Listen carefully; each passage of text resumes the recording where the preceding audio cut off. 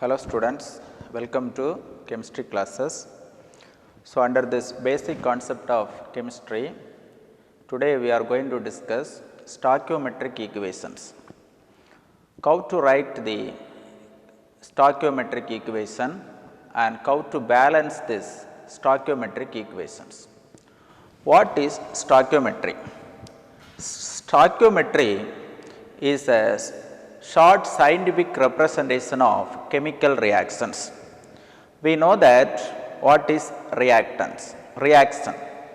What are the components participate in the chemical reaction? In every kind of reactions, two important components are present. They are called reactants and the products. Reactants and the product. For example, A plus B are the two reactants react together to produce the product C and D. In the left side of the chemical equation or the arrow mark, we are writing this reactants. Right side of the arrow mark, we are writing these products of a particular reaction. So, reactants and products are present in every kind of chemical reaction. The short scientific representation of chemical reaction is said to be stoichiometry. How to write the chemical reaction? How to write the chemical reactions?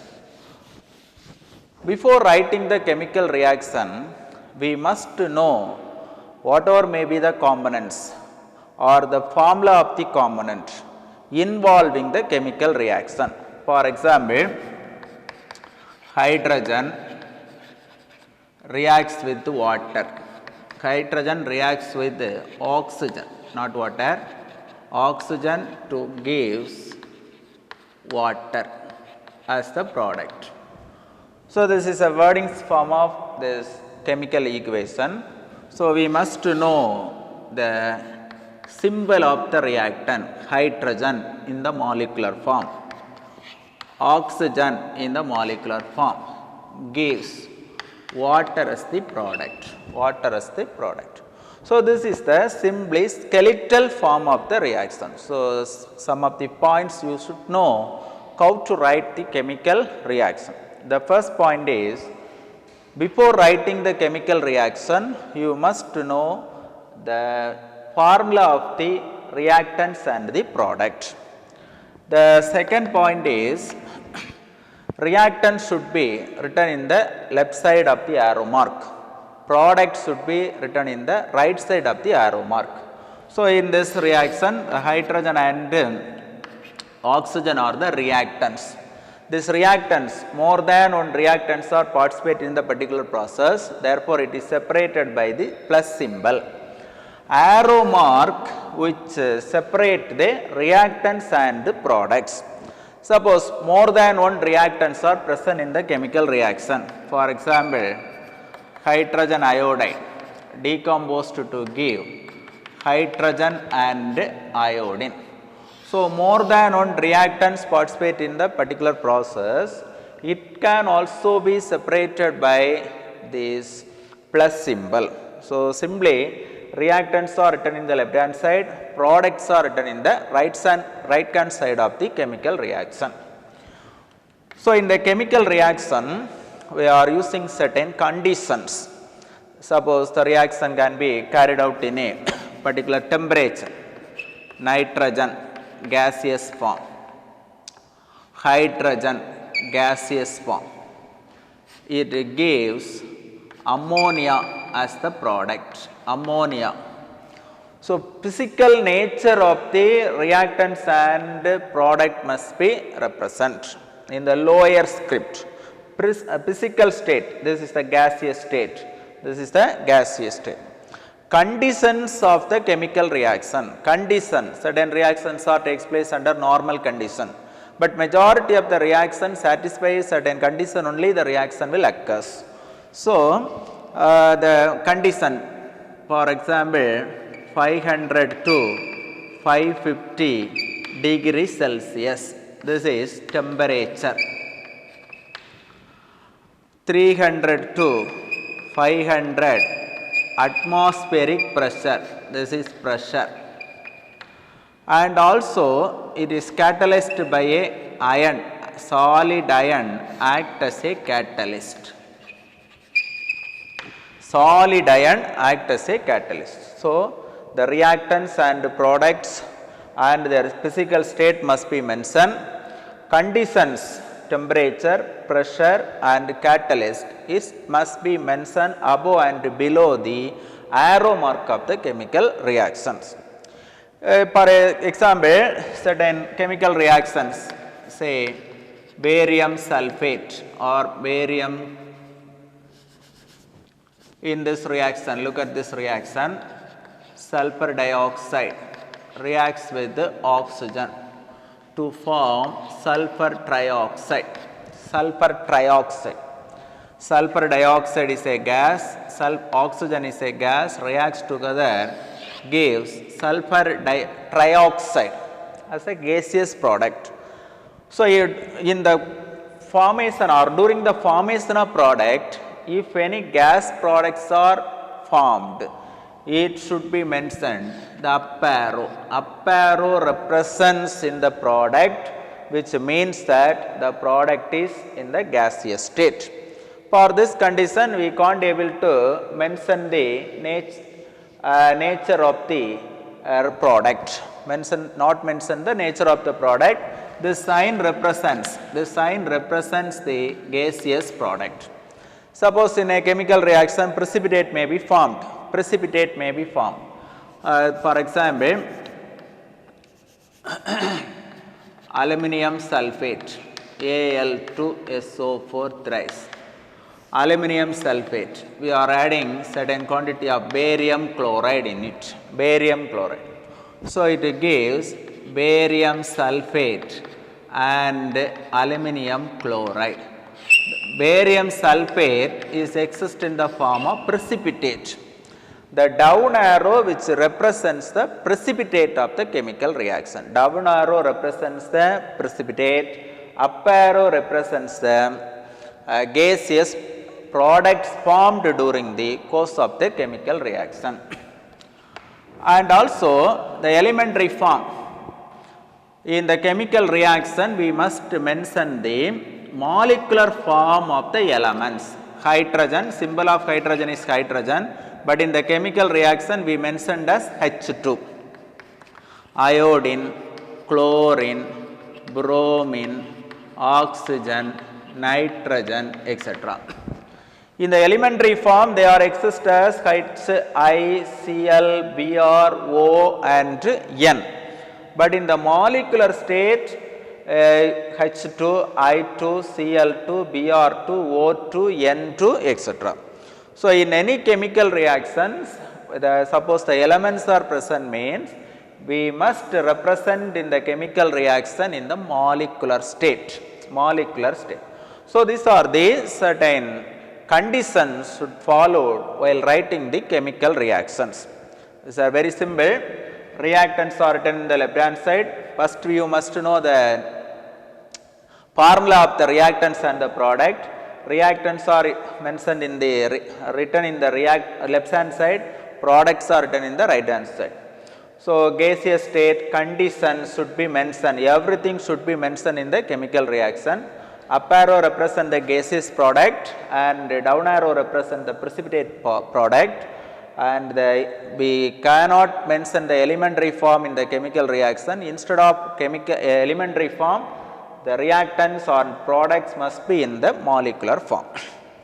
Now, how to balance this chemical reaction? Stoichiometric equations. The balancing is very, very important in the case of examination point of view. How to balance the chemical reaction? Balancing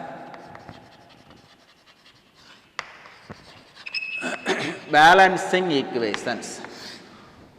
Suppose you are given in a text as like this, hydrogen reacts with bromine, gives hydrogen bromide. The words form it gives like this, hydrogen reacts with bromine, gives hydrogen bromide. So, you know the formula for hydrogen, bromine and hydrogen bromide. So, the normal form of equations without balancing the chemical equation. This form of equation as per the schematic representation is known as skeletal form of equations. This is skeletal form of equation. Balanced equation means in the reactant side as well as in the product side, the elements must be same, or the elements present in both the reactant side as well as the product side must be same. Here hydrogen, 2 hydrogen atoms, and bromine, 2 bromine atoms. Here only 1 hydrogen and 1 bromine. You remember, you cannot alter that. For example, it is written like this, H2Br2. It is a wrong way. We cannot alter the molecular nature of reactants or the products while balancing the equation.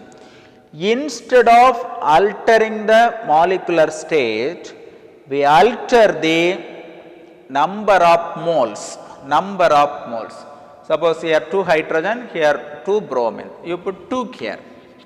Here now the equation is balanced, 2 hydrogen and 2 bromine. So, this balanced equation is called stoichiometric equation. Normal equation is called skeletal equation. Normal equation is called skeletal equation. And also another one reaction like this. Potassium permanganate reacts with hydrochloric acid. Potassium permanganate reacts with hydrochloric acid. It gives potassium chloride, manganese chloride, water and chlorine. So, these are a very big reaction. These are the products formed during the course of the process. Now, consider what are the metals present in this reaction. Potassium, reactant side, this is product side, potassium 1. Product side potassium also 1. So, potassium balanced. Manganese, Mn, reactant side only 1 manganese, here also Mn is equal to 1. So, it is balanced. Now, look at the oxygen. Oxygen, here 4 oxygen atoms are there, here only 1 oxygen atoms are there. Therefore, you put 4 here, 4 oxygen atom. Oxygen equal to 4, product side also oxygen equal to 4, oxygen balanced. Then, next step you move to hydrogen. Here 8 hydrogen atoms, product side hydrogen atoms equal to 8. But here only 1 hydrogen atom is present. Therefore, you put 8 here. Now, hydrogen balanced. Hydrogen equal to 8, hydrogen equal to 8. Now, what is the remaining one? Here chlorine. 8 chlorine atoms are there. Here chlorine atoms 1, here 2 chlorine, 3, here 2 chlorine. So, totally 5 chlorine. We cannot alter the chlorine in this potassium chloride and manganese chloride. Required number of hydrogen in the reactant side. Reactant side totally 8 hydrogen atom. Product side only 5 chlorine atom is there. Reactant side 8 chlorine atom. Product side only 5 chlorine atoms are present. So, remaining 3 hydrogen atoms. Required hydrogen atom is 3. So, already 2 here. So, we put pi by 2. Pi by 2 here. Pi by 2 means 2.5 chlorine molecule. 2.5 chlorine molecule equal to 5 chlorine. So, 5 by 2 means 2.5, that is 5 chlorine atom. Here 2 chlorine atom 7, here 1 chlorine atom 8. So, chlorine also balanced. But look at this equation, but the equation in the fractional form, pi by 2 means 2.5.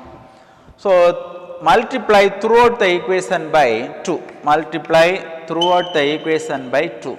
So, the equation becomes 2 potassium permanganate reacts with 16 moles of hydrogen chloride gives 2 moles of potassium chloride and 2 moles of manganese chloride and 8 moles of water and finally 5 moles of chlorine. Now once again you check all the reactants and products are present in the reactants may or may not be same. Now all the reactants and products are same, therefore the reaction is stoichiometrically balanced. So in this module we learn about stoichiometric equation and how to balance the simple equation by normal method, and some other methods are also used to balance the chemical reaction. It will be discussed in some other classes. Thank you. If you have any doubt, you may ask.